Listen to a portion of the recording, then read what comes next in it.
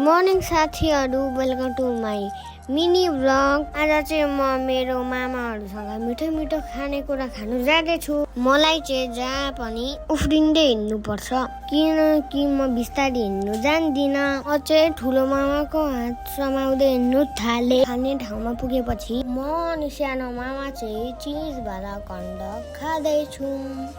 मामाकोमा चाहिँ चिज ननिक्लेर मुख बिगार्दै हुनुहुन्छ। मामा चाहिँ मोमो खाँदै हुनुहुन्छ, म चाहिँ यता उफ्रिँदैछु। अनि मैले भने मोमोको टेस्ट लिँदैछु।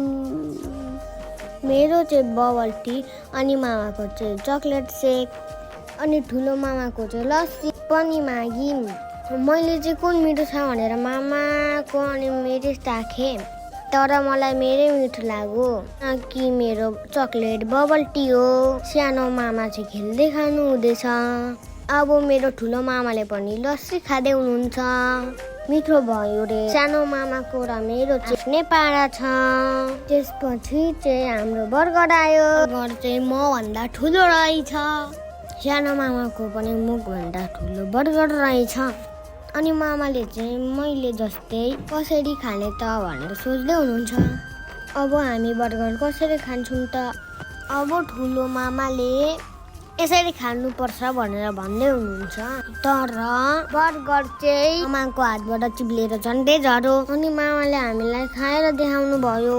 त्यसपछि सानो मामा अनि म चाहिँ जिस्किँदै खाँदैछु। मामा र मेरो चाहिँ जहाँ गए पनि चुप लागि बसेर खानु जान्दिनँ। बर्गर चाहिँ ठुलो भएर खानु धेरै गाह्रो भयो, किनभने बर्गर ठुलो थियो।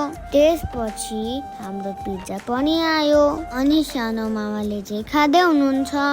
मामाले चाहिँ मलाई चिल्ली पाउडर लगाएर खाऊ भन्दै हुनुहुन्छ। त्यसपछि ठुलो मामाले पनि खानुभयो। यति धेरै भिडियो चाहिँ कसले बनाइदिनु भयो होला? क्यामेराम्यानमा चाहिँ मेरो मामु हुनुहुन्थ्यो। हामीले सबै खानेकुरा खाइसक्यौँ। बिल चाहिँ थोरै आएकोले फेरि मामुलाई आइसक्रिम किनी मागे।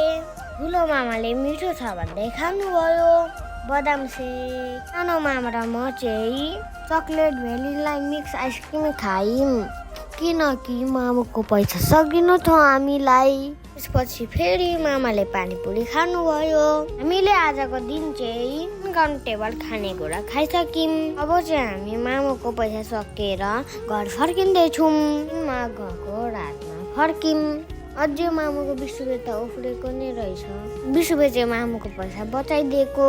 Thanks for watching. See you next video. Tata bye bye, love you all.